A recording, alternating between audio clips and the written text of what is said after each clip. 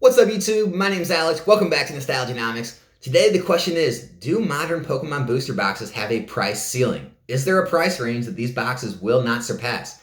The answer is mostly yes. Yes, there is. So what I did, I went back to XY and went all the way through today, Modern Sword and Shield, and I left out XY Base, Furious Fists, Phantom Forces, and Flashfire, because those four sets were back before the print runs really ramped up.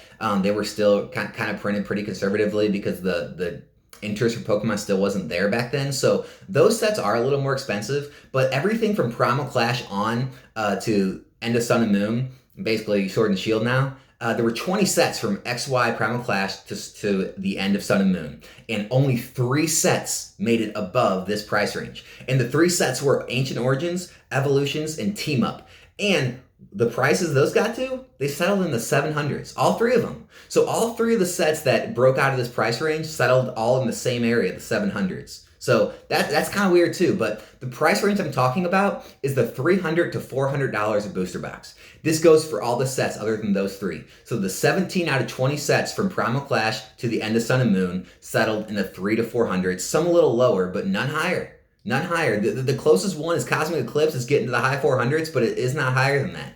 And I don't know the reason behind this, but it is very good information to have if you are looking to invest in Pokemon, because you want to know your downside risk, but also your upside potential. So what this means is, if you're looking, at Sword and Shield base, looking at Rebel Clash, they're out of print, they're starting to rise, they're about 200 a box. Well, you want to look at say, well, let's look at back at Primal Clash, Roaring Skies. These sets were released in 2015.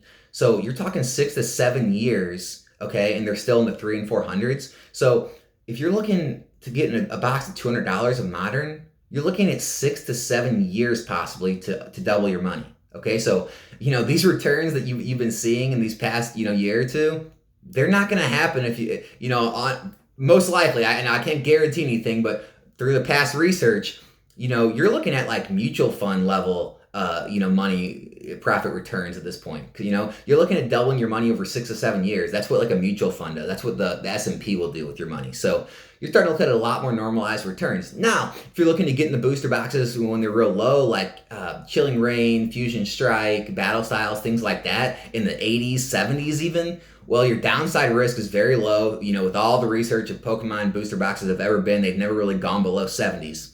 And the upside potential is really high, because the upside potential is pretty much in the 300s and 400s is what the price ceiling is looking like. So still a great investment. But if you're looking to get in boxes when they're in the 200s, 300s, you might be getting close to that price ceiling that the market has set. I didn't set it. The Pokemon didn't set it. It's just 90% of modern boxes are not getting past that 300 to 400 threshold, and there's a reason for it. I don't know what the reason is. It's just kind of what the market has determined, and you can't go against the market. You have to play with the market. You have to make your investment decisions based on the market, based on the past research. And the past research of the last 7 years is $300 to $400 is the price ceiling for 90% of sets. Obviously Team Up is a little different.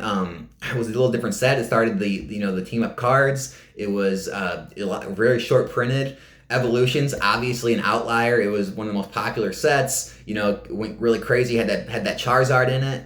So that's obviously an outlier. Ancient Origins, just a weird set. It had some cool cards in it. I don't know why it's the other one that broke out and got to those 700s, but hey, it is. Burning Shadows wasn't even one of them. So kind of strange. So take this information for what you will. I hope it helps you when you're, collecting and investing, knowing what the price range history is, knowing that there is a cap for 90% of Pokemon sets if you are looking to get in those higher prices when the boxes do get in those 200 ranges. And hope it helps you out, so you don't kind of get into things too high and you expect unreasonable amount of returns. So if this video helped you, leave a like, leave a comment, let me know what you think. Otherwise, my name's Alex, this is Nostalgianomics, and I'll be back with a new video soon. I'm out.